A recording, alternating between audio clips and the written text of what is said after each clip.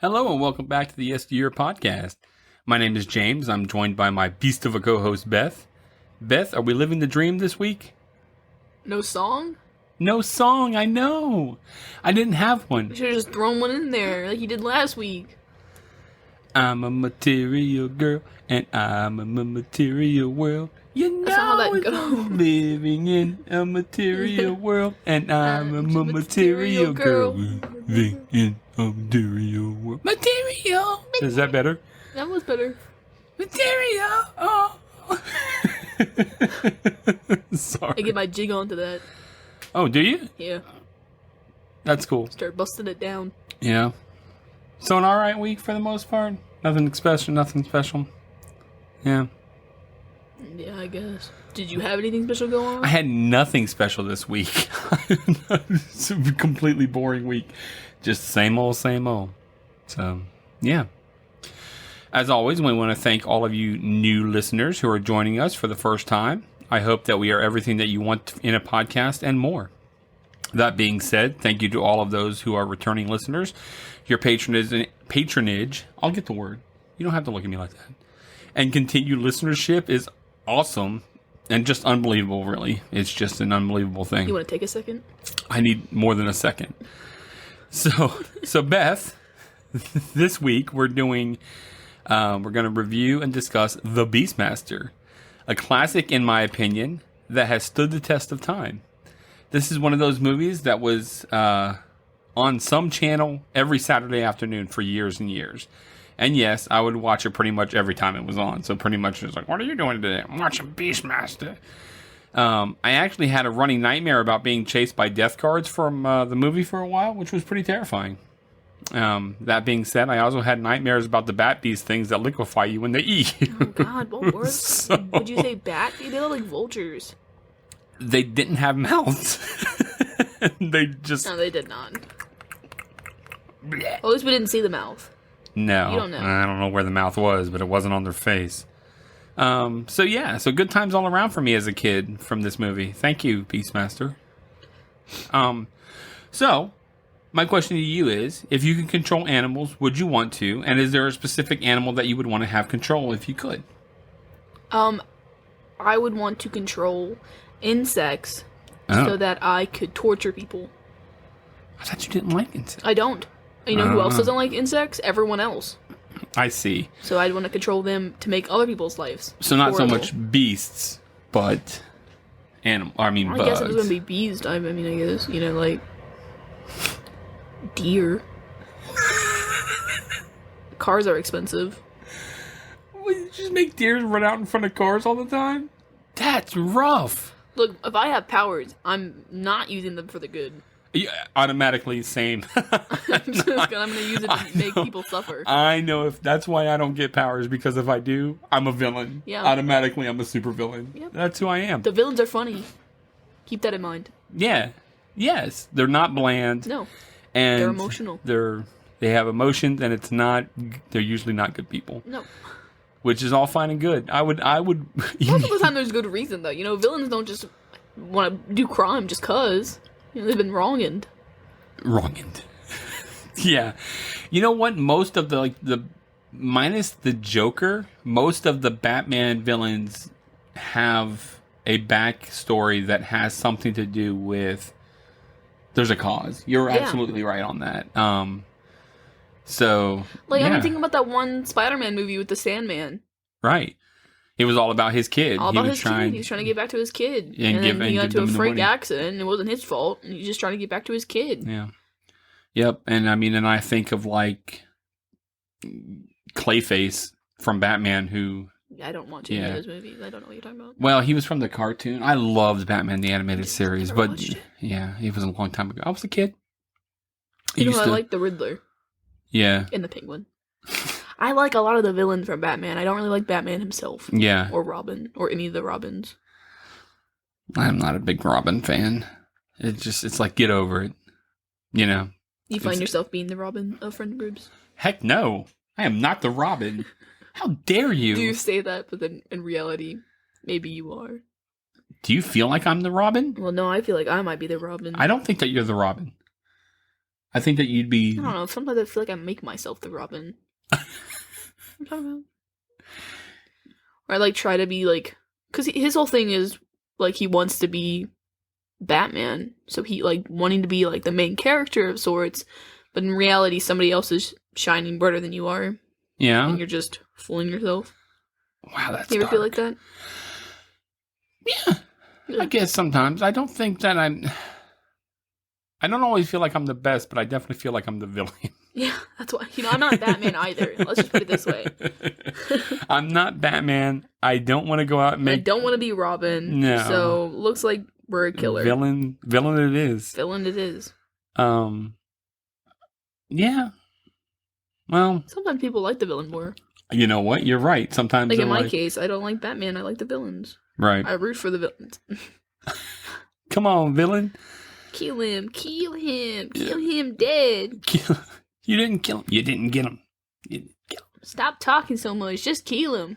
Yeah. Yeah. That's what usually gets you. Is that's what I'm gonna. Too much. Yeah, that's what because it's wanting to be the main character. That's what it is. So you talk to get your point. You're so like you're trying to get as much of your story out as you can possibly get out. Or get enough like screen time per se. Yeah. So you talk more. You try to get to understand that last sense of like, here's why I'm doing this.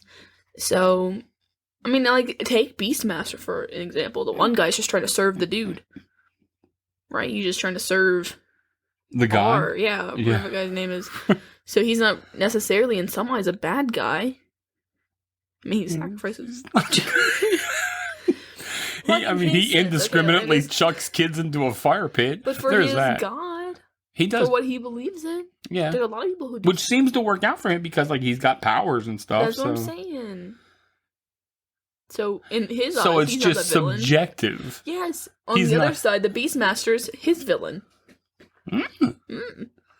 But there is good always prevails, so. There is that. Yeah. But nobody's ever 100% good. No. So. Batman's number one rule is what? He doesn't kill. That's his whole thing. That's what separates him from being. That's why in his head he justifies what he does. I don't know. Some of them explosions got to kill some people. I mean, you would think. I mean, you're definitely doing property damage. No, I'm not dead, but my life sucks now. Thanks a lot, Batman. You blew up my bank. I wish I was. I've got no money anymore. I'm hurting. You ain't helping me. Let me get some of that cash. Right. Got so much money. He's got so much money. You could throw that at the city. It's an insane amount of money. Batman has so much money, and for no reason. And I'm mad about it. And he's just single. He's just single. And you know, I think there's something going on with him and the butler. Alfred? Mm-hmm. Huh. I want to talk about this tuna fish sub that I had for dinner because it's giving me horrible heartburn.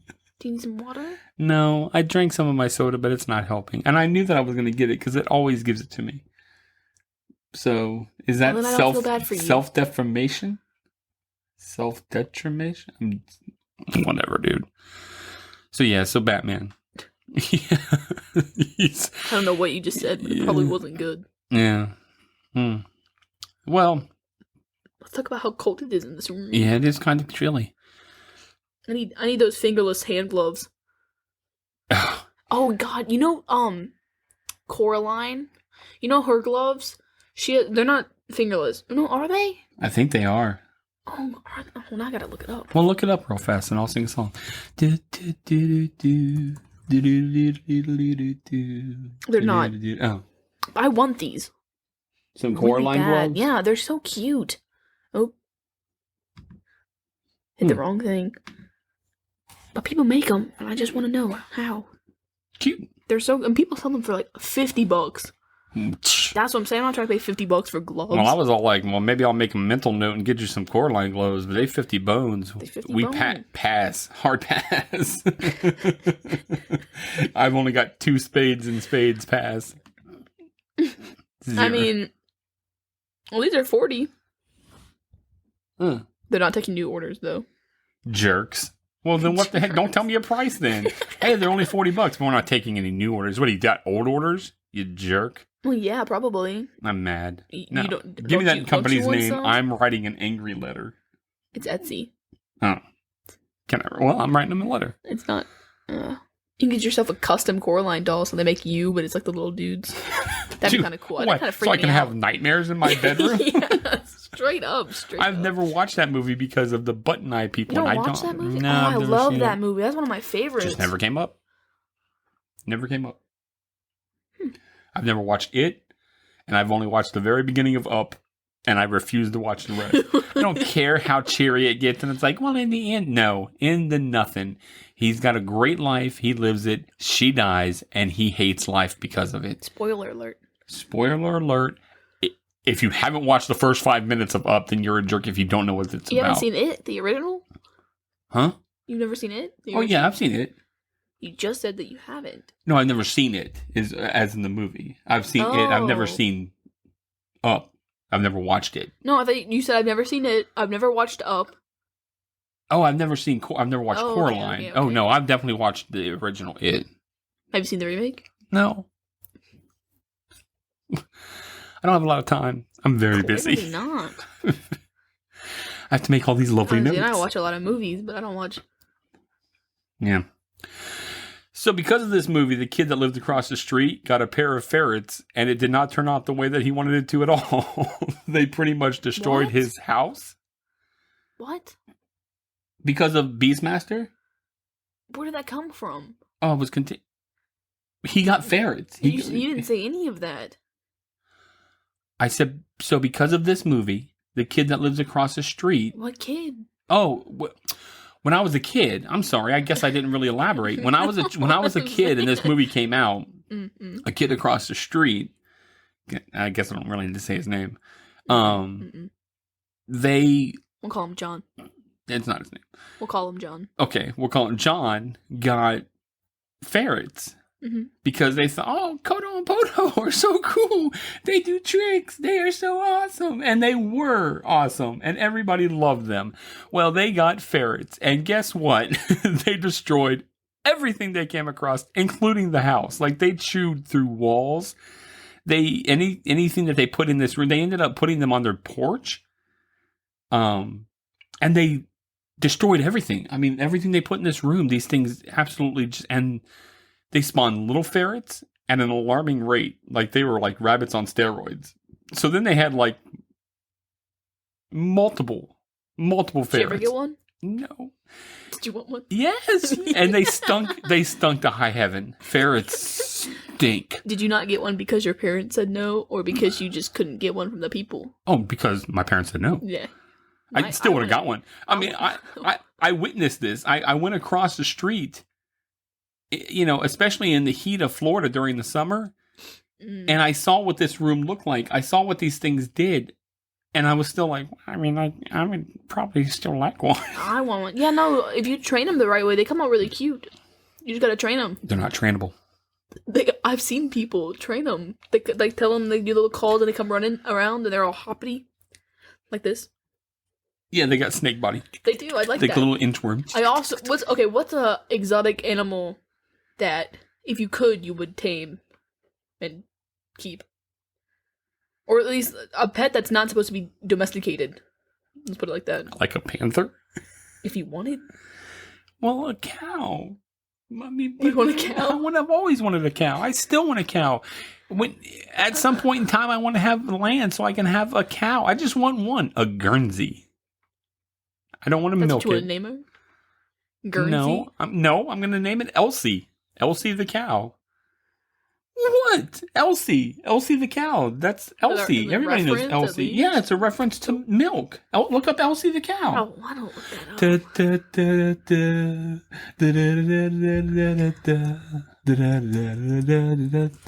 Elsie the cow. The Borden cow?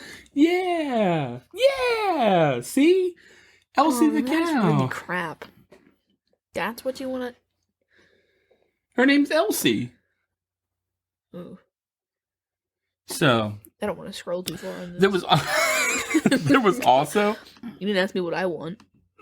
Well, I was going to talk... I'm not done talking about what I want. Keep going then. There was it was called the Farm Store. That was in front of our apartment. But it had a picture of a cow on it. And we called it Cow Mart. And the cow had boots on. And the cow had boots because it had a malformity of its feet. Was it a real boot? It was real cow? boots, and it was a real cow. Oh, and they okay. actually put boots on this cow, so that way its feet would not get all crummy in the ground and everything like that, and it could live nicely. Isn't that nice? That's nice. So what animal would you... What was that cow called? Something better than Elsie? I never looked it up. If I did, I don't know. We'll call her Boots. Brenda. That's cute. That'd be a cute name for a cow, Brenda. Would you want a fluffy cow? Have you seen them? like they look like kind of like the woolly sheep cows. Yeah, look at this guy. Yeah. Isn't he handsome? Yeah, he's a fine fellow. I like this one. Man. Yeah, they're so cute. Look, he just looks like a shadow. Look at his legs. They're so straight. I didn't think this was a real image, but it is. Yeah, look at him. He's chilling. God, He's out there in the just snow, just chilling. looking like I would name him Shadow because he looks like a shadow. I think this one looks like me. You get to name it Beth. I would do that. Look at these guys. You know, Cows always look like they're like these guys are probably dead. they have a secret. They do. Like they know something going on, and then when they look at you, they're like, they just eat grass. and There's they're something just- in the grass. they're waiting for you to leave so That's they why can keep doing what we they're can't doing. digest it properly because grass holds secrets Ugh. straight from the earth. Well, The cows can eat it. They get nutrients. You ever read and the one with the pigs that are evil? It's like society based with like farm. are you talking about Animal Farm? Animal Farm. Yeah, man. You know what the cows are in that? They're smart. Yeah. So what animal would you want? I would want a desacked skunk. I would want a skunk. Yeah, I want that so bad. They are so cute. they are. If someone came up to me and they were like, I have a desacked skunk, but I can't keep it. Yeah. Can you take care of it? I would. The answer is yes. Yes, Yeah. I would. When at our other house here, that Mm-hmm. we lived like literally less than a mile away, there was a skunk that used to come into the backyard, and I was back there doing something one night, and I was all do do do do do, and I came around and I looked and it was all I was all and it did the same. It's like it did fast face at me too. It was all and I was all and I slowly backed away. This is your yard, sir. Well, the thing is, like, they can't spray after a certain amount of time. So if they spray you, they have to wait like 30 days or something. Well, then maybe It's like he had sprayed recently. So that's what they get all scared because they're like, that's their defense mechanism. Right. Right. So if after the certain amount of time, like lizards, when they drop their tail, Yeah. they have to grow back. That's so sad. So skunks, they can only spray like once, and then they get to wait a certain amount of time, Yeah. and then they can do it again. But we had that one neighbor that shot him. Remember? He used to smell really bad in the mornings. Yeah. I always felt really bad about that because I love skunks. They're so cute. Yeah, definitely. Little baby ones. Baby. Baby. I talk to him and be like, be my friend. I always used to like think, because we had the one bus stop that was at the very end of the street. Uh-huh. So I always wondered like what would happen if because we had birds that would walk around, if like one of them just followed me onto the bus, take it to school with me. It's yours. It's mine. It remembers your It would. face. Or like some foxes or like dogs or something just follow me around the bus or wait for me. Because you always read those stories about, oh, the dog saved the girl from the ice. I've never had a bond with a dog like that. No, me either, man. There's some still guy waiting. just recently, some guy got a dog and like from a shelter, and a week later he had like a stroke or a seizure or something like that, and the dog physically dragged him to the phone. How did it know? How does it know? How does it know?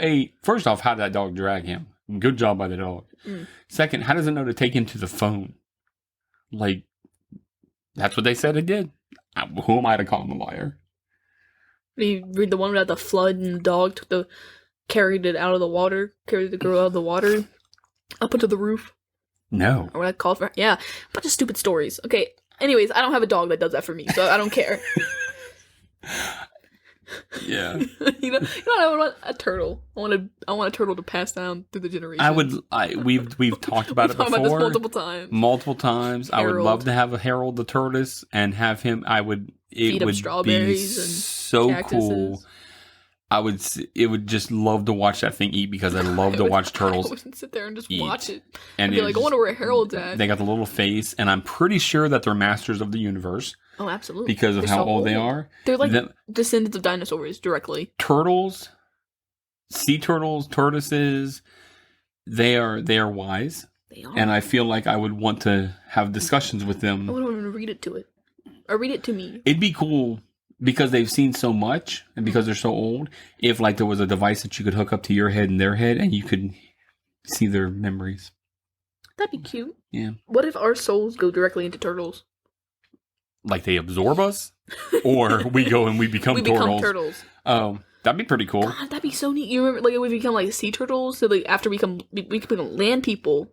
Yeah. And then we become sea people, but sea turtles. Sea turtles. And then we'd be done being turtles, we'd become land turtles. Yeah. And then from the land turtles, we'd become eagles. Squaw. So we can fly around. God, I would love to be a bird. I don't like that they don't have hands. I want to fly out. How do they eat things? I would want with their feet. Ugh. I'd want to be a bird with hands. Ugh. Little arms. I don't want to be a rat to cook. I would want to be a rat so that in the right place. Because if you go up to somebody as a rat and you're sentient and you just start like touching pepper and such and you start throwing things into a pot, they're going to think you're Remy. That's true. And then they can't kill you. Yeah, exactly. Then you're famous. Right. They're going to be like, I have live action Remy. And all I can make is spaghetti. I'm gonna make the hell out of that spaghetti. They're gonna be like, does your rat know how to do anything else? Not so much. Maybe a PB&J. A PB&J. I can poop a lot. And he poops a lot. And it's everywhere. It's everywhere. Raisinets? Nope. Oh, no. Squishy. Ugh. So we could smell them things across the street. The ferrets. In the heat, it like got bad. But they were really cute. I didn't care. Petco and always wanted a little ferret. You see them, they have them in like the display case. They're so cute. And you really could just pick them up like that. Yeah, they got slinky little bodies. Yeah. And they do shake it around. I'd want to just shake the hell out of it. Really aggressively. No, just shake it. Shake it and just so its body goes. Yeah. Sweet. But nicely, so that it didn't get hurt. Nice. Yeah. Nice. I want to clarify. So, we have the segment in the part where I asked you, but did you watch the preview again, or are you not doing that so that you don't ruin... Oh, you did? I was like, I actually like that thinking, that you're not watching it so that it doesn't I thought about it, but I didn't want you to be like... So, then what was your initial impression? Well, I didn't watch it before. I did watch it after. Oh, okay, cool. Yeah. Oh, well, good. So when I told you Beastmaster, were you kind of like, oh, crap? Well, yeah, everyone has their taste in movies. Yeah, and this is not mine. I don't like the whole ghouls and goblins type whatever. Yeah. And this gave me ghouls and goblin vibes. I was like, man, it's gonna be like Labyrinth Part 2. Fire people dancing, asses out. There was a lot of that. Mules out. Yeah. Oh, in this movie? Yes. There's a lot of just people. There's a lot of cheek in this movie. I got to be honest with you, and I'll even mention it when I'm reading that there was that one part that until it was there, I was like, oh, I forgot about that. E for explicit. Yeah, I know exactly what you're talking about too. I actually rewound because I was like, did I see that right? Yeah. Oh, let's go back. Go back. Yep. Into the vault that one goes. Locked away. Thanks a lot. Yeah. And I just want to also a throwback for last week. I can't stop thinking about Terry. Poor Terry. And his like I was like, who? And they're like, oh, the one that his mom died. Yeah. And then he has to dance with the dead dog. If there was a short stick, he drew it. Yeah. I mean, he's got the shortest stick. Yeah. Literally everything else after that, he's okay. Man. I guess, man. Then he's taken into the walls and such and bitten. He's got the... It's rough. It's rough. So, The Beastmaster was released August 20th, 1982, which surprised me when I learned that. I thought it was later than that, but I guess not. Like, I thought it was more like an 85, 86 movie. You said 82? 82. Yeah. Which the opening kind of leans towards that, the way that when we'll talk about how the movie kicks off and everything like that, it makes sense because it's kind of 70-esque. This guy looks a lot like the grown-up version of him. Looks a lot like the guy who plays Luke. Huh? Yeah. I kept thinking. I know there's 2 different times. Not so much. Oh, really? No, Star Wars came out in 77. Oh. And Damn. this came out in 82. And I think, if you want to look, I think Empire Strike Back came out in 82. Mm. Well, I was thinking that the two of them looked really similar. Mark Singer does look a lot like Mark Hamill. And they Same both are first named name, Mark. yeah. Ooh, spooky. The movie is a sword and sorcery fantasy about a young man's search for revenge. Armed with supernatural powers, the hero and his animal allies wage war against marauding forces. The cast is all-star. It includes actors such as Mark Singer, Tanya Roberts, Rip Torn, and John Amos. Now, those two, Rip Torn, have you ever seen the original Men in Black? Mm-mm. Oh. No. Oh, well, never mind. Rip Torn was in a lot of movies. John Amos is in a lot of movies. He was, but you're like, he was in, if I don't know if we'll ever watch it, Coming to America. He was in Die Hard 2. Rip Torn was in, like I said, Men in Black. He was in Summer Rental. They've been in a whole bunch of stuff. Tanya Roberts was in, she was a Bond girl. She was in one of the James Bond movies, which I think it was. You ever watched Toy Story? Yeah, I've seen that movie. Which toy would you want to be? Like, if you could be any toy in the world. Oh my gosh. I'd want to be a Slinky. I've already got the shape for it. I just want to, like... I just wouldn't work well as a Slinky. They never work right. Like, I would break. I'd want to... and somebody would straighten me. I always got so pissed because I'd come home with Slinkies, yeah. And then immediately one of my siblings would just stretch it out all. It would get stretched and weird in the middle, and then you're done. And I borrowed one from Walmart, and I took it home. Did you leave an IOU? I left the box. No, it was out of the box. So I was like, oh, somebody just left this here. Oh, free. Yeah. That's how it works. That's how it works in America. If you go into a store and the stuff has no tag and it's out of the box, it's free. But I was so excited to finally have one because I love Slinkies. Yeah. And it was one of the nice metal ones. Yeah. I played the hell out of that thing. I messed with it, and then I just stretched it a little too far one day, and it just snapped. And it bent, and I couldn't unbend it, and it pissed me off. Yeah, mine used to get where they would, like, chink. Like, one would, like, the little piece would go over the other, and then you're like, well, how do I get it? So then you try and get it off, and then it bends, and it's all loopity-doo, and then it doesn't work anymore. Get the space in between it. And it gets that weird... Yeah, I hate that. I can't. Hate that. What do you do? It's like, I didn't pay for it, but... Well, at least you put the time in for it. Exactly. I risked it all. Film had a budget of $8 million and only grossed a little over $14 million worldwide. Not enough. So not the best reception at the time of release. It's because it's so damn long. Yeah. 2 hours. You know who I don't want to sit down for 2 hours for? You know what I will sit down for 2 hours for? Yes. Is it The Notebook? No. Oh. Oh my god, no. That movie is 2 hours long. Is it 2 hours really? I'm pretty sure it's then longer. Yes, then the answer is yes. Then I would sit down for 2 hours for that movie because I have multiple times. However, that wasn't what I was going to answer. Oh. What were you going to say? I would sit down for Spider-Man Into the Spider-Verse Part 2 with all the Spider-Mans that's coming out. It's 2 hours and 4 minutes, The Notebook is. Oh my god. So it's longer than this movie. And it feels like it. No, it doesn't. It does to me. They meet and then they break up and then she goes and to she the war part. Beats him around. Like, there's parts when she's like smacking him up and he starts smacking himself back. It's weird. He likes it. They have a weird relationship. They're in love. I don't know. It's young love. I never hit anybody. I guess I wasn't in young love. I was just regular love. So, the film has... You didn't smack your smell if you smacked her. Shoot. The film has... How interesting would that movie be if he just backhanded her one of those times? I mean, that probably changed the film. Which one would you have picked? Would you have gone back with him? Or would you have... Really? He built me a house.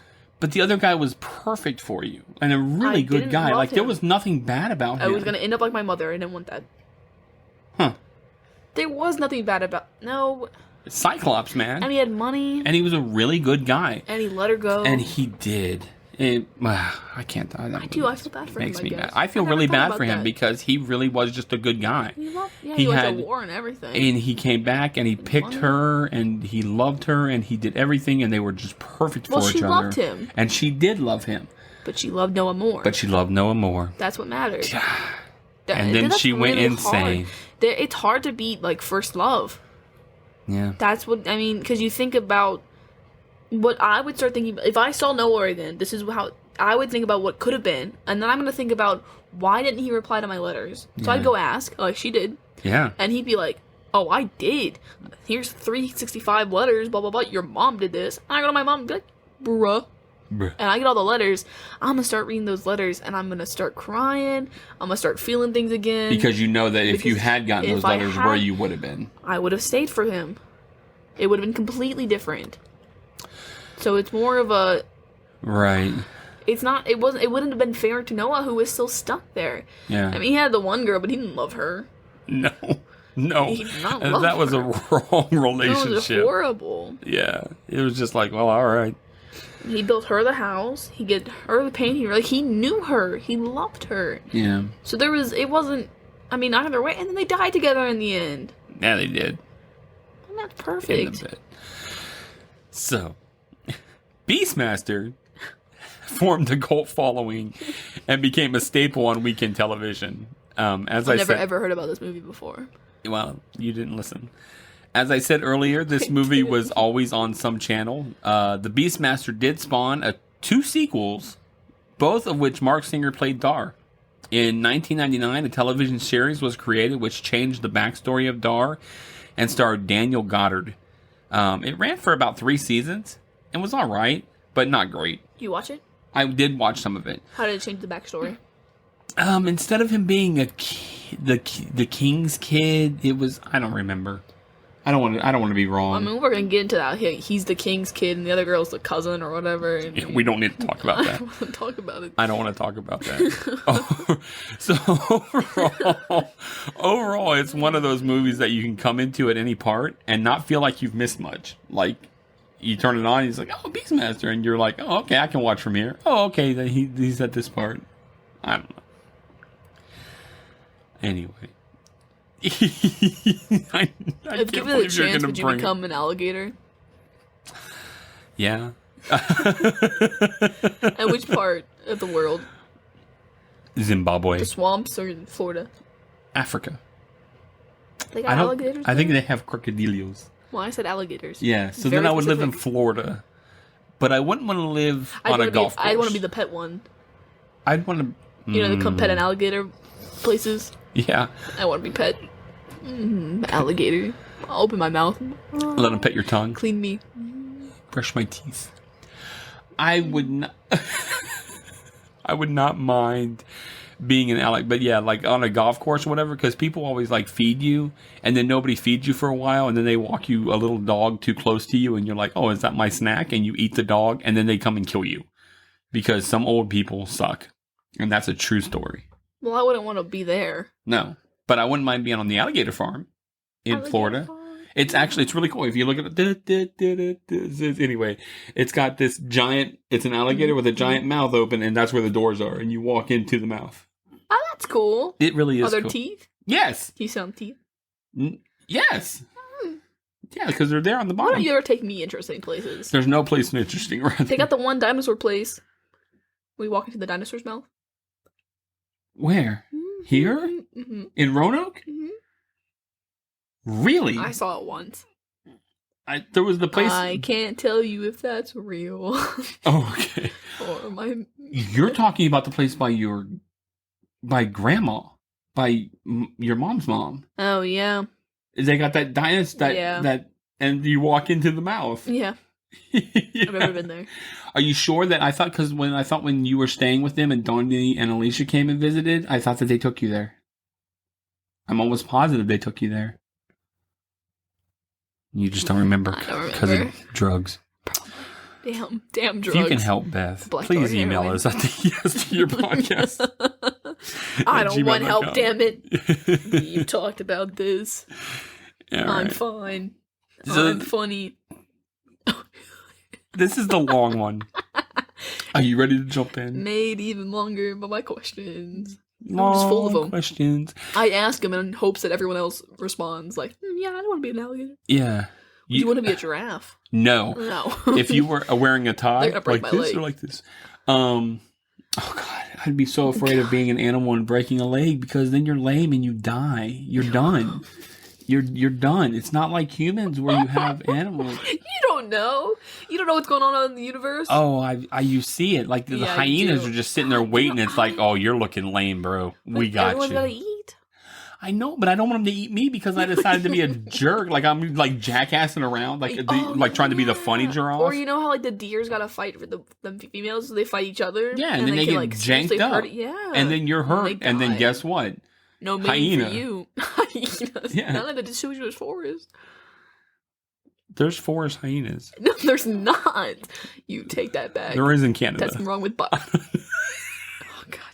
If you live in Canada and you have forest hyenas, let us know. Are they really there? Is it myth?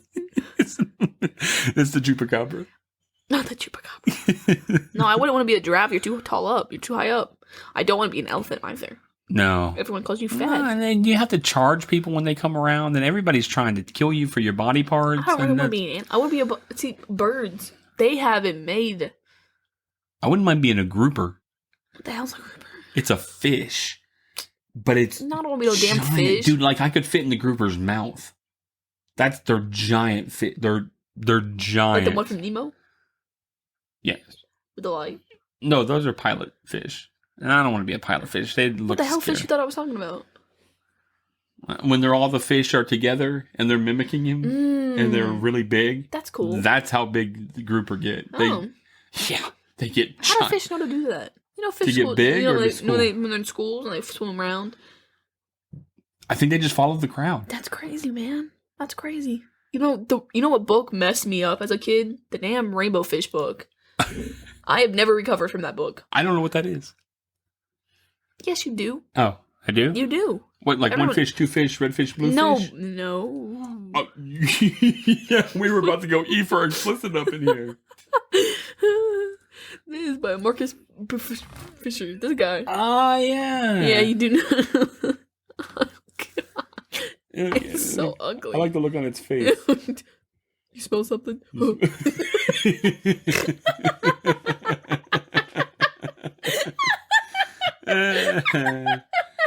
Nobody else can. Nobody else can see Nobody else exactly can what's see. going on. But we But know. it's really funny. But we know. Yeah. It's Why is got it like so it's got a ugly? profile, and then it's the fish looking at you for They some read this to reason. me in first grade, and I never recovered from it. It's like they updated the related cover, too and they were much. like, "No, the fish. We don't want a profile of the fish. We have to have the fish looking at the kid, so that way they're petrified." Yes. Yeah. It's important information, probably school. All right. So Let's jump right in. I'm diving in. Like a fish? Like a grouper. If I was a fish, I'd be a starfish. Ugh. They live forever. You know what I don't want to be? A jellyfish. But I don't want to be a Awful jellyfish, life. but starfish seem to get caught up in nets of tuna, and then they chop them up. Do you know about that story? So they're starfish. So the tuna people were having a really problem. People right now are like, oh, damn it, they're going to another story. The tuna people were having a really hard time with all these starfish. So what they thought they would do is chop them up to kill them and throw them back in because I guess they were protected. Joke's on them. They didn't kill them. They just made more.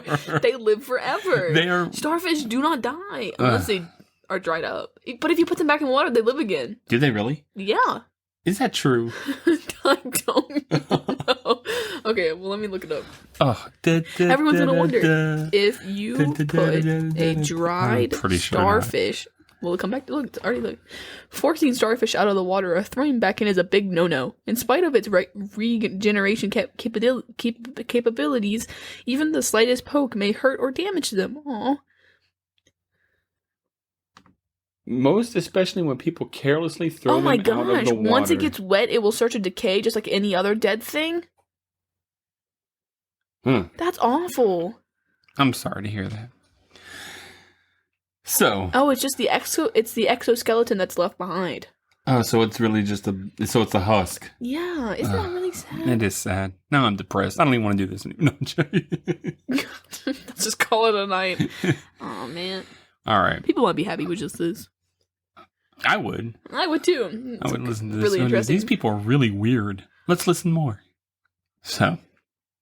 No, but some people just do that. They just keep talking. Yeah.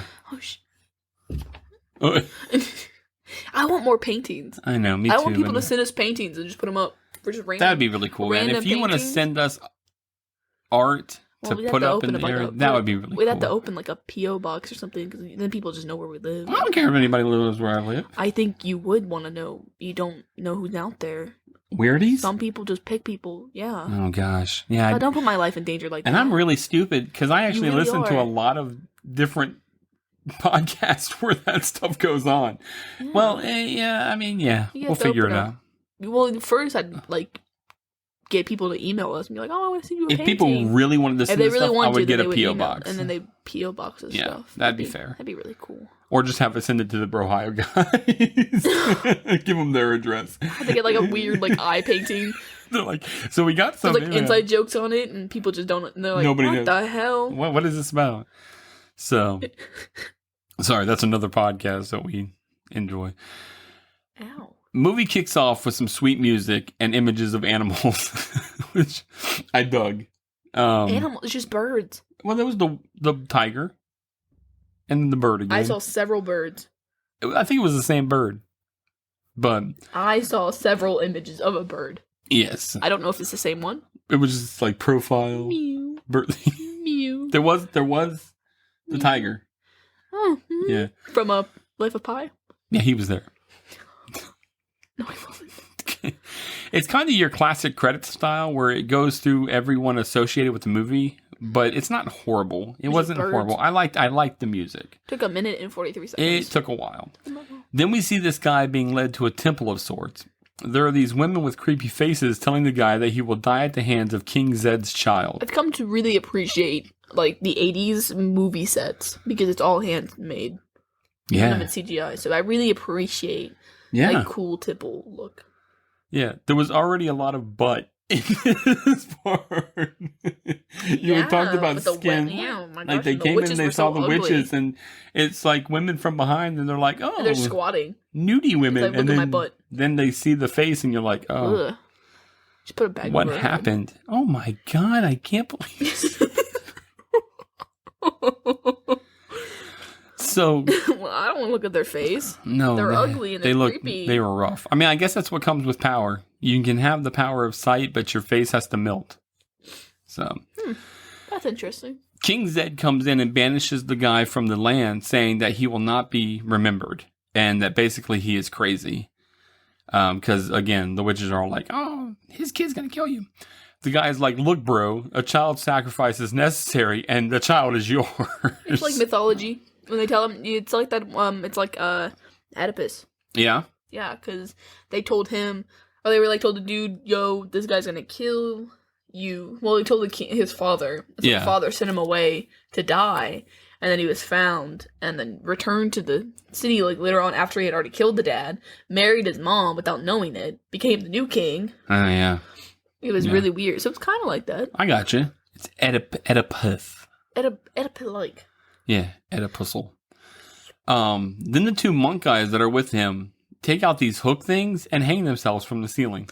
I guess it's On a the show go of power. nooses. That's very nice. Yeah, I guess it I'd was like just that. like to show what kind of power he had. They just Because I didn't quite understand what the whole point of that was, but bloop. it They were happened. really cool. Yeah. The king says take him away, and the guard leads the guy out of the room. We then see a lady and a cow watching as he's led away. The lady with the cow sneaks into the king's bedroom, nice security, and puts some liquid on the sleeping couple. I guess this paralyzes them, because the lady does some ritual and the baby goes into the cow, which is all kind of disturbing. Yeah. I didn't quite remember this part. So it was like, oh, okay. The mother dies, and I'm not sure about the dad at this point. I guess we find out no, but it seemed like he was also in the same situation. The witch lady then cuts the baby from the cow and does some ritual while this dude's watching. She brands the baby and then goes to kill it, but instead the guy throws his weapon at her, stabbing her. Would you want to be branded? I don't know, I wouldn't remember, so I guess it would be okay. Right, and you have a really cool looking scar. For the rest of your life. For the rest of your life. Yeah. Free tattoos. It's going to get infected. Man, I really hurt my knuckle today. I'm sorry. Look at that, it's all red. It looks painful. It looks really painful. So... It is painful. The witch seems to live and fights the dude, but he stabs her out and throws her into the fire. And she laughs, which they do that later, too. Did you notice that? She's like... It's a witch. I know, just but going back down. You're getting burnt up. And you know, like, in the, that one show where when they killed the demon dudes, it just goes back to hell, and then they come back anyways. With the witches. The good witches. They're sisters. Oh, you talking about, Charmed? Yeah. Yeah, you're right. Yeah, so maybe that's the case with the witch. Oh, there you go. Down, I'm just going back. And then you just go back anyway. So they're just all, ha ha, you think you killed me, but I'm just going home. He finds the baby and takes it with him as one would do. Because that's standard. The guy is greeted like a king, and he holds the baby up in celebration when he comes home. And everybody's happy about it, so good on him. The boy grows, and the man teaches the boy how to fight and use weapons. While doing so, a bear attacks and comes at the boy named Dar. Sweet name. Dar. Instead of running though... Sounds like tar. Yeah. Bar. And lar. Car. Zar. Bar. Said bar twice. Yeah. Instead of running though, the boy seems to have a power that calms the bear and it leaves. It's like, oh, all right, cool. How would he know how to do that? I don't know, he just... Puts his hands up. Maybe I can talk to it. I can change him. It's classic. Classic stuff. Well, this time he could. The dad tells Dar that he has powers over beasts, but that he must never tell the people in the village about them. The boy grows into a man and seems to live in a pretty much normal life for the time. He's got great legs. You look at his legs. He's got fantastic legs. Nice. They're like meaty but thin. Yeah. And he's got slender, meaty legs. Nice. He goes and works in the field just as everyone else does, and plays with a dog. Unfortunately, the dog starts to bark. Don't get attached. Yeah. The dog starts to bark, noticing that there seems to be a horde coming towards the village to attack it. Good character in this movie. Don't get attached. You have the good animals. No. These gangsta-ass dudes show up and are like, nah, mean. Like,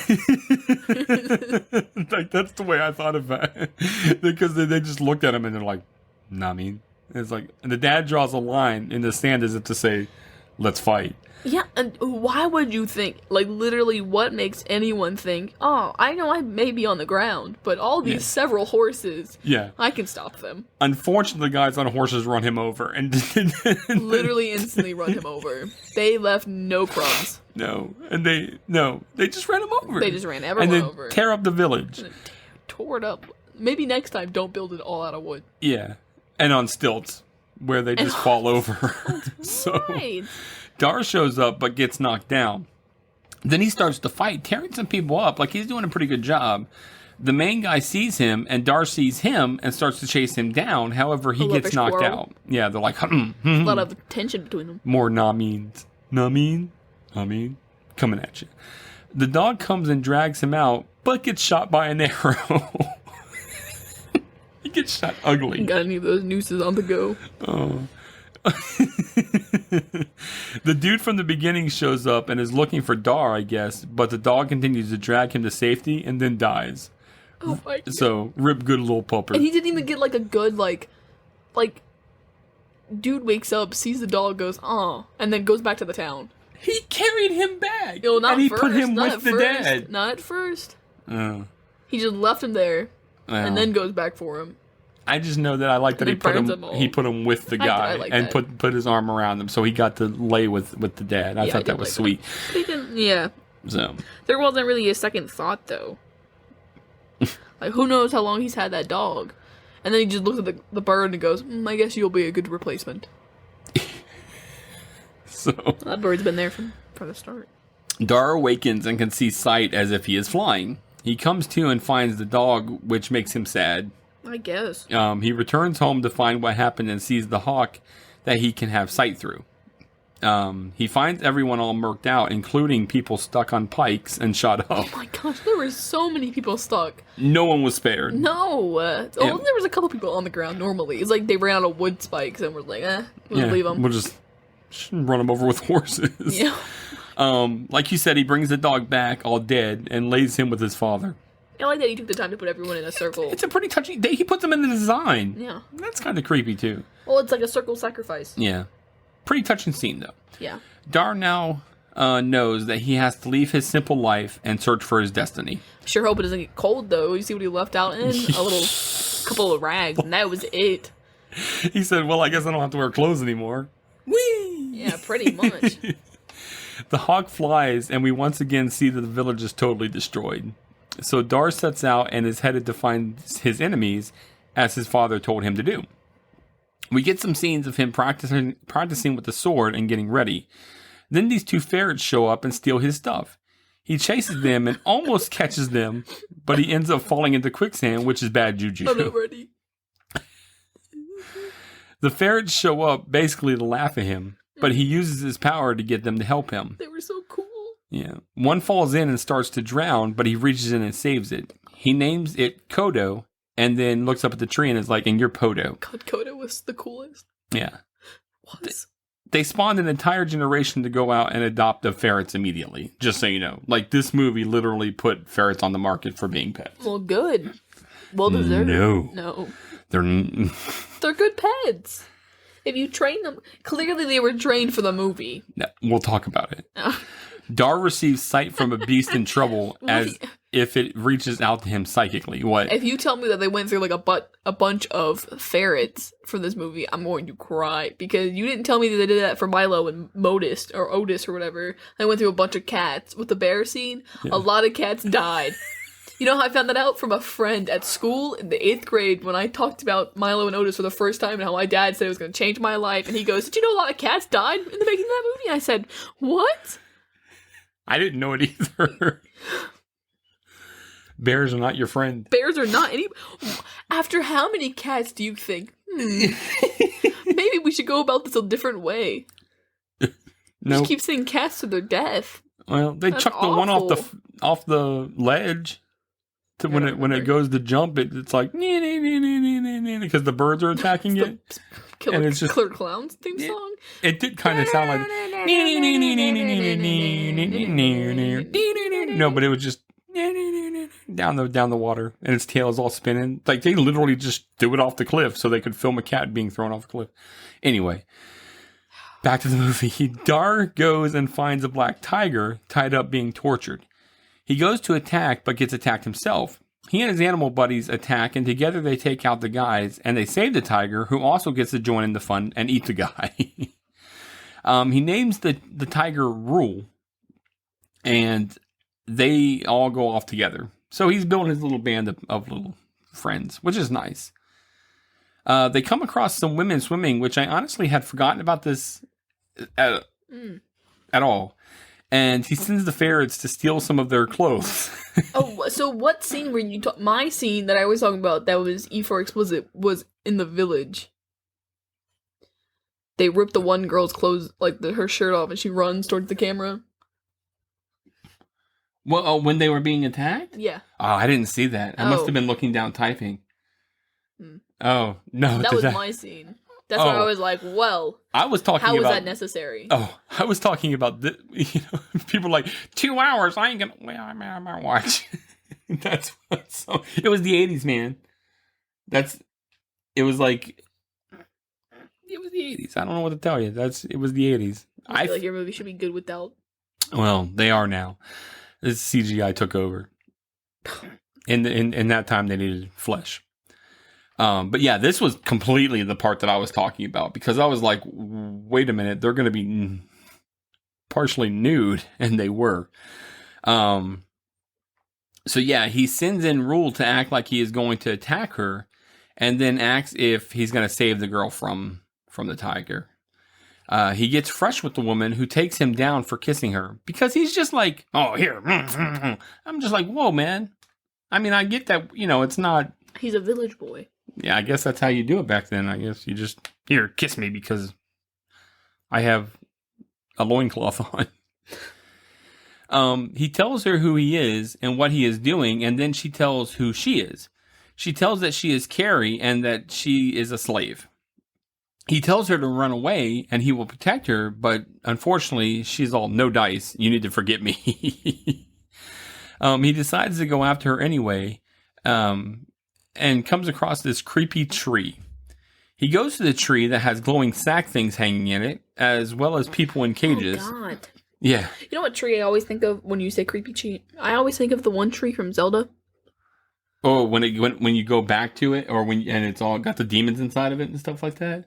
No, the one with the face. Yeah, that's the what I'm big talking tree. about. Yeah, remember, and then you have to go inside of it because it's all sick.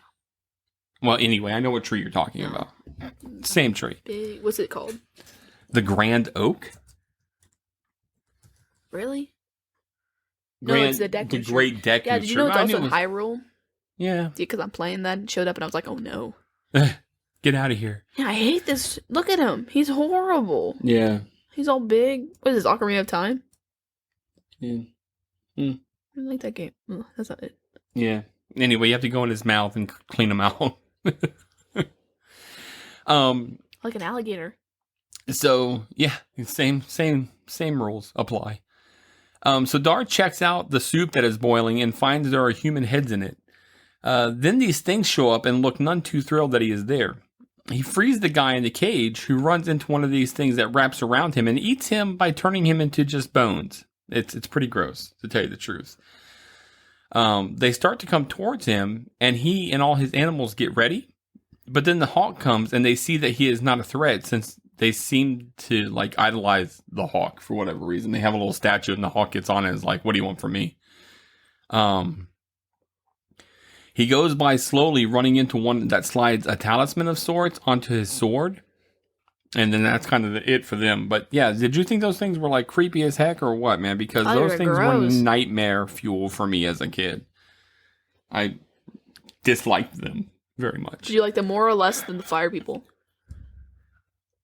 More. Really? Fire people scare me, man. It doesn't really matter. I had nightmares about them all. How about that? Well, if you were going to have like a real life encounter with one of these, which one would you rather encounter? Well, I don't have a hawk, so I guess it's an eagle. He's a hawk. It's an eagle. Is it really? Yes. I thought it was a hawk. It said multiple times that it was an eagle. Okay, well, I'll look it up.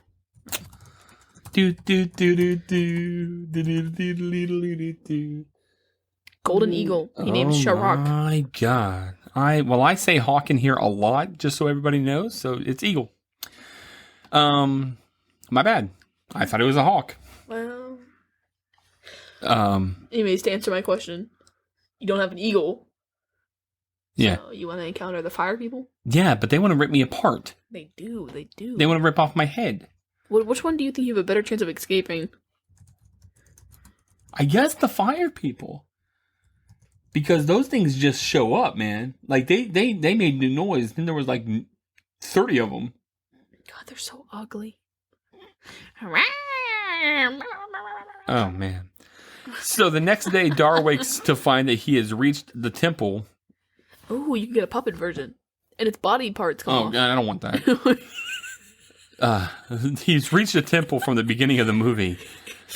Oh, you can get the worm! Yeah, I saw it, but I didn't. You don't like it? No, I like it. Look at him. Yeah, he looks like he knows a lot.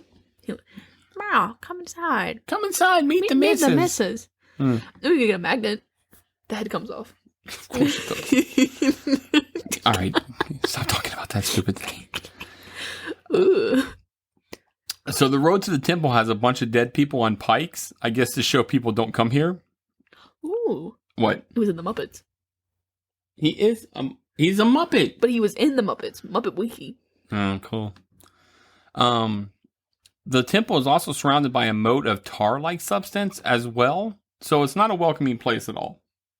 Dar grabs a robe so that he can walk unnoticed to see what is going on, and he reaches the temple where the sorcerer Maax Maax is holding a ceremony and sacrifices a child to the gods to keep them happy. He literally just lifts it up and chucks it in. Yeah. And yeah, what?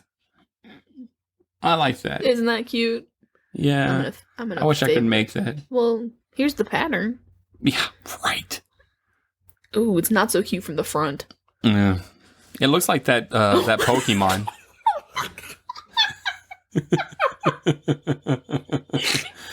You know those Pinterest things where it's like the cake and then it's like the actual Pinterest fails. That's what this makes me think of. I like that guy though. Just keeps getting worse. Okay, but nobody can see what we're laughing at. Jareth. I'm sorry. I'm gonna put this on. I want this one. Nice. Maax says that the god is not yet satisfied and that there must be another child sacrifice. So he sends the guards out into the group to grip up a kid from the parents to throw into the pit. If I was in this village, I probably wouldn't bring my children to the sacrifices. You know? What the hell is this? If he's just yoinking kids out of the crowd. Yeah. That's from the Dark Crystal that I posted. Watch that? I don't want to watch Yeah, that. man, it's That's creepy. Awful. Oh, it's bad. You'll love it. Oh, I love it. So he holds the child up to chuck it into the pit. However, as he does, Dar uses his powers and has the hawk grab the child and fly it away to safety. Would you have wanted to be gripped up by this bird and float? I guess if it's the alternative is being thrown into the pit. Right? But, I mean, kind of a terrifying trip, I would think. I mean, PTSD. You know, the whole situation. Almost being thrown into a pit, bird gripping me up, flying me through the air. It didn't carry him well, or her well. Everyone bows when they see this except for Dar. What? Oh. Look, I posted it to Facebook, so now everyone can see. Oh, good. All right, so everybody can see what Beth is laughing at for the. It's the worm from Labyrinth, but there's just multiple. Look how flat this one is. Bad versions of it. Yeah. I wouldn't mind having the slippers. Oh, where'd you see slippers? Oh. It's Amazon. Let me see how much it is. Okay. All right. Go ahead. Oh, currently unavailable. Of course. What is available in this world anymore? Garbage. Not what you need. Maax sees Dar and looks to be a bit upset. He uses the opportunity to his advantage, though, regarding the gods. He's like, oh, this is how the gods wanted it. That night, Dar returns the child to the parents. The father is like, I am forever in your debt. As whatever. Like, he's just like, I'm indebted. He tells that the Juns took out everyone that could fight and that they put Maax in charge. He also says that the king still lives, but he is held in the pyramid as a prisoner and that his son was taken long ago. Dar asks about the slave girls and how he can find them. While Dar heads out, Maax uses his people to hunt Dar down using a magic ring. Dar heads out and finds and is found by the guy with the ring.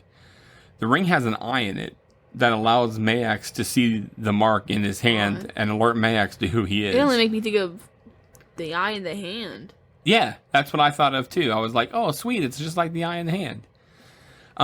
So the guy with the ring starts to choke Dar out, but Rule shows up and attacks, but then gets trapped and almost shot. Instead, the guard from the beginning shows up and he tosses the guy into the pit with Rule, which that's what you get.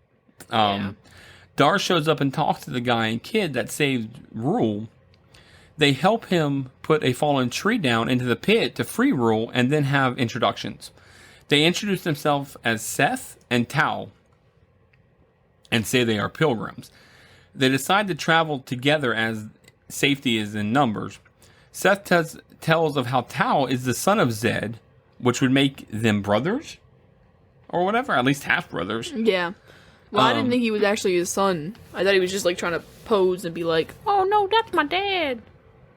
Right, but Tao is Zed the king's son. The one that they find, but that's all blinded out. Yes. Yeah. But I didn't think so at first. Oh, I got you. I thought he was just trying to pose.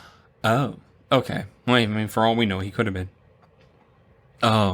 Well, he's not, because then the dad's all like, Right, my "That's son. my son." So. Yeah. Tal takes the ring with the eye in it as a gift. They also come across the stuff of Carrie, and Seth gets a bit pissed about him having it, but Dar convinces him of how he came about it and that he is trying to save Carrie. Dar has a flight session using the Hawk's vision to track Carrie and find that they are to be sacrificed. Seth says they have much planning to do, and then we see that they have the raft that the slaves are being led to. So I don't know how they got ahead of them and whatever, but I guess movie magic. One of the priests starts to drown Carrie, so they all attack, and there's a fight. They're able to save them and keep the priests as slaves, but then as they are being attacked by more priests with crossbows, Seth says lighten the load, so Carrie kicks them off to escape, which... Hey, what about the other slave women, by the way? There were other girls there. Yeah, I guess And screw they 'em. did not take them with them. Yeah. We don't care about you. I didn't really see them much after that, so... Yeah. I guess, be important, I I guess. was really upset about it. I was like, Yeah. Sucks for them. Go be free. Dar agrees to help them free King Zed after Carrie asks him with some kissy face. Seth sets a time for them to meet while Seth sets off to find others to help them fight Maax. I love the next part because Dar sends the Hawk to get the guy whose kid the bird saved to help them into the city. Yeah. He's like, no, not me, I'm a coward. He's like, tell him you couldn't find me. And the bird's like, squaw. He uses the cart of hay to hide in. However, the eye ring allows Maax to see them and what they are doing. So he says they will welcome them, most likely with a trap. As they are walking through the hallways, these beastie type things start to reach for Dar, so he has to climb along the ceiling in order to get past them. Then he closes the gate so that Tal and Carrie can pass as well. They find a pit where a death guard is being made, which is a horrible situation. They put the freaking slugworm thing with glowing green in their ear and turn them into... I mean, it's... Ugh. I don't like things in my ear. I don't like being turned into something that I can't control. I don't like any of the situation that was happening. And plus, these are the things that were in my nightmares as well. So thanks a lot. The slugs? No, the things that they get turned into, the death guards. Well, the slugs would have been mine. Oh, yeah. Because gross. Yeah, no kidding. While Dar uses Kodo and Podo to steal a set of keys, Carrie uses a secret passage to go somewhere. The Death Guards wake up and knocks the string loose, causing the ferrets to fall, which the Death Guard chases. Carrie shows back up and is dressed like an old school warrior that used to protect the king, I guess, or something like that, is what he tells them. Rule shows up and saves Dar from an attack by a guard, while Carrie and Tao find the king. The king is not doing well at all. And Dar sees that they have taken his eyes. Yikes. God, and they're gross. They're just black pits. Yeah. Yeah. And he's kind of a jerk. This is a pretty cool scene, though, because the witch lady goes to fight Dar, and she throws stuff in his eyes, which kind of blinds him and takes his vision away. So he uses his beast vision from Rule to see her and stabs her out proper, like up on the ceiling. And like, because she's all... Maax escapes after Carrie gets Tal away from him, and they take Zed with them to escape through a secret passage. It's also fun because the ferrets are still being chased around by the death guards, carrying the keys in their mouth.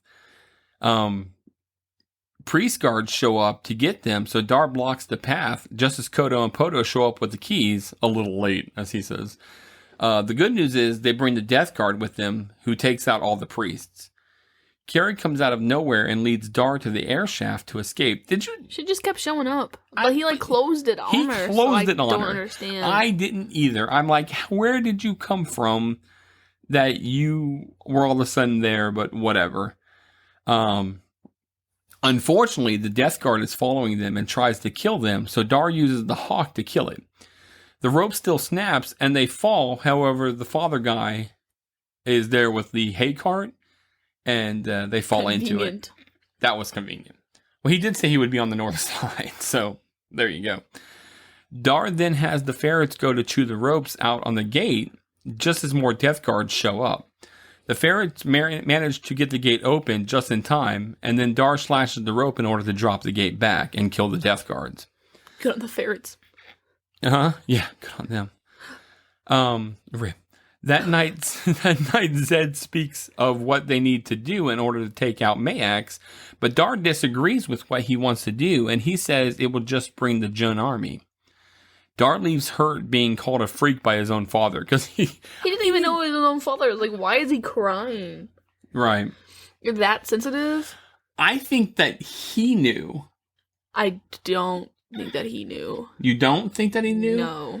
I think that he knew. I think that there would he have was. been more of a react. I feel like no, the guy never told him. He said your real destiny is here. After, remember? And he's like, if you want to go look for it, that's where you need to go first. So he goes there looking for the Jun or whatever. Yeah. And nobody says anything about some prophet child, and even if he was, he wouldn't have realized it was him. Yeah.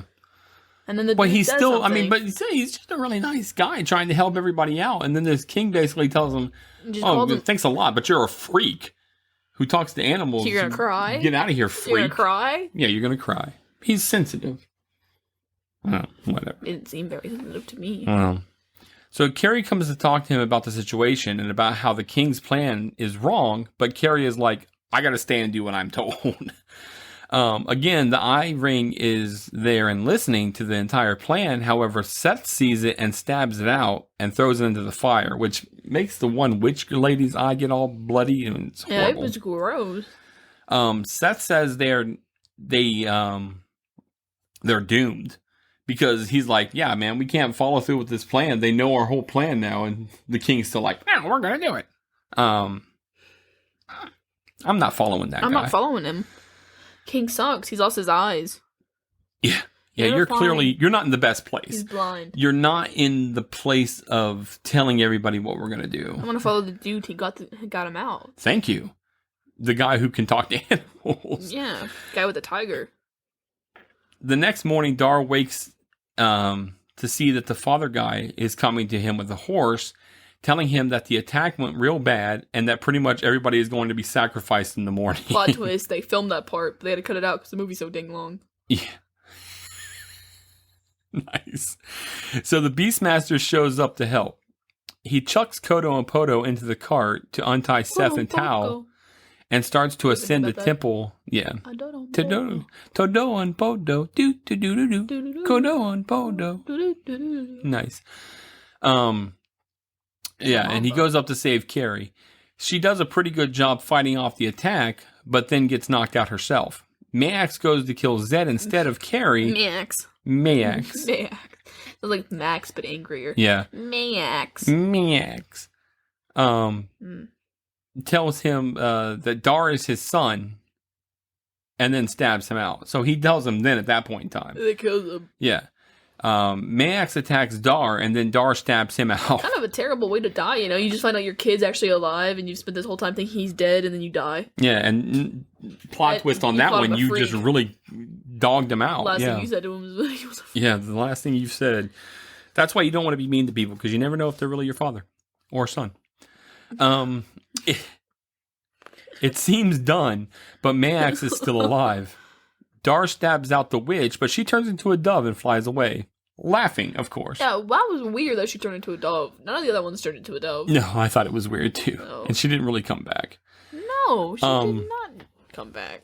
As Dar is picking up Carrie to take her down, Maax comes to stab him out.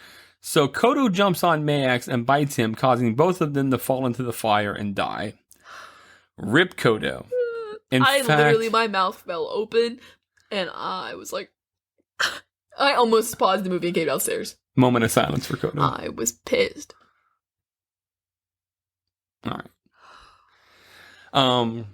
Yeah, that was rough. He was the best out of all of us. Yeah, he was the best. He was the best of us. So it seems that all is good. What are you crying? It's just a double whammy. Oh. Because you find out later. Oh, yeah. With Kodo. Yeah, Podo.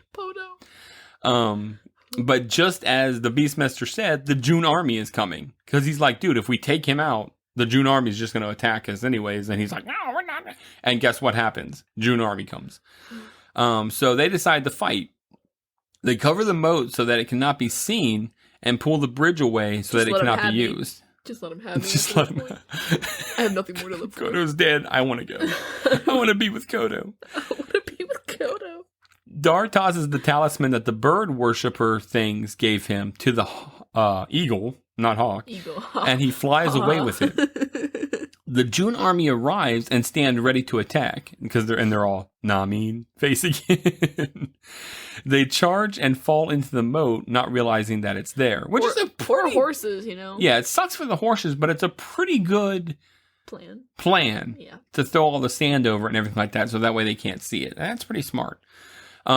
These dudes run out to light the moat on fire, but get shot up. So Tao runs out to take the job and gets shot as well. Dummy. Carrie follows, she goes to his aid and protects him and sets a dude on fire. And Dar shows up and kicks him into the moat, setting it ablaze. Dar, Carrie, Seth, all take on the horde, fighting and killing the majority of them. But the guys are still like crawling out of the fire. And I don't know how, but they're doing that. However, they all start to get surrounded, and it seems hopeless as the lead June comes riding in. He points to Dar to fight him alone, and does so from horseback, seeming to have him bested. However, Dar gets him off his horse, and they have a sword fight. The guy is pretty badass with his weapon, and almost takes out Dar. Bad donkey, bad mule.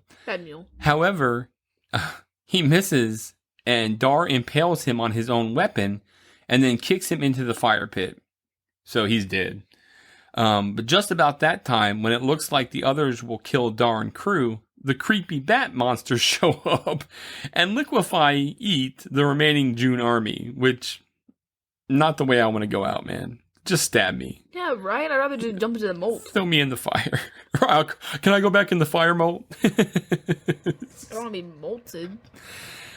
It's kind of a gross way to go out. But whatever. I imagine it's very painful. Yeah. Yes. Yeah, because they're... would you rather go out like that or Killer Clowns bubble style? Oh, God. I'm going to say... Quick, painful. Slow, painful. Quick. Quick, painful. Yeah. So, they get back inside the gate and tend to Tao by removing the arrow. The next day, it looks as though Tao will live, and Seth realizes who Dar is. He tells him that he should be king, as he is firstborn, but Dar is like, no dice. Carrie runs after Dar, but she is too late. He's already pieced out. Tao goes up to the tower and opens the gift that Dar gave him, which is the weapon that Dar's father gave him, which I thought was pretty cool. And the eagle's up there watching, so you know that... the Beastmaster's seeing everything that's happening. Mm-hmm. Carrie then catches up to Dar and gives him a goodbye thank you kiss, as it is customary for these situations.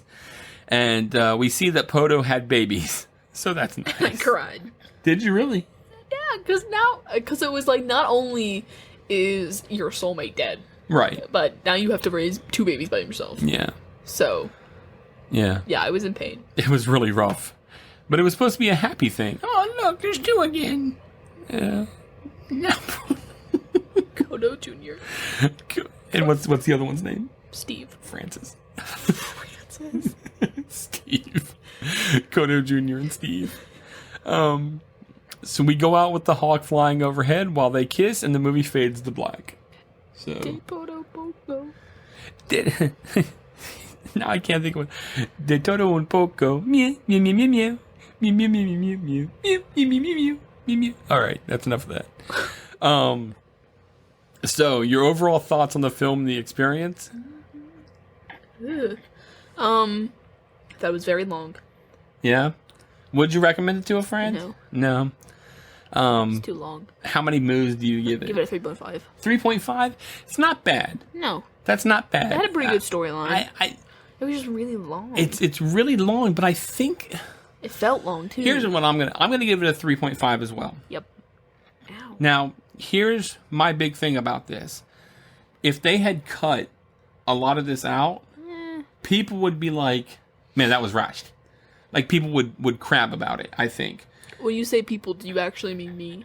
No, I don't mean you. I'm talking about people that it's like this. Well, This to me was there was a lot of complete. scenes where like the birds flying all slow. I do give you that. There are a lot of, and I don't know if that was to Like help. a couple minutes could have been like I don't like an hour and like 30 minutes isn't bad. Yeah, because there's even like when they're on the river and they're going down it, and they show the hawk vision, and it's flying over them. Eagle vision, and it's flying over them. Too much. Or at the beginning when the eagle flies through the village like 3 times. Yeah, I don't disagree. There's probably parts like that they could have cut out. And yeah. But as for the storyline, I think that the story needs to be there. I just think that some of the flying slow and the slow parts. I can see that. That's fair. That's a fair assessment. You have a good eye. I try. Favorite character? Favorite character. I have 2. I definitely appreciate Kodo and Podo. Are your favorite? Because they are my favorite. Because I think that they're comic relief. They're funny. They're fun. And they seem to have character. They were my favorite too. Were they? Rip. Least favorite character? Carrie. Kiri? Yeah. Mine was Zed. Oh. The king. That's not bad either. It's crap. Yeah. Bad king. I just... Oh, gosh. Her whole... I don't know, man. Her whole, I can't go with you. I'm a slave. I can't go with you. I have to do this. I can't go... But then she's like running off through secret passages. They could have used the secret passage. You ran off and got changed and got weapons and stuff. Hey, maybe we can use this too. I don't know, man. She's just... And then at the end, it's all, oh, kissy face. And yeah. Whatever. Favorite scene? Favorite scene is the quicksand scene. Yeah, me too. Really? That's cool. Because I just like how he's talking to him and they make the little chewing the wood down and all that kind of stuff. And then he falls in and he's dying, but he reaches in and saves him and he's all dirty. Yeah, definitely that. That's it for me. All right. Wow, that was quick. So bit of trivia? I suppose. All right, so this is cool. On Mark Singer, of course, plays Beastmaster, Dar. On his first day of filming, Billy Jane, who is the actor who played young Dar, and he first learns that he could control animals. The bear happened to be a Russian bear, and the only bear working in Hollywood at the time. As soon as he came out, the bear broke loose and attacked his handlers, sending the rest of the crew fleeing into nearby vehicles for safety. Yeah. Oh. As soon as the bear was recaptured and the handler was carried off by medical attention, the crew turned and told Mark that they were ready to film his scene. All right, the bear's back. We're good. You ready? No. Oh God! I thought you'd appreciate that. How pissed I'd be. Yeah. Royally. Yes. The eagle often refused to fly on cue. So to shoot the footage of it in the air, it was just dropped from a trapdoor in a hot air balloon.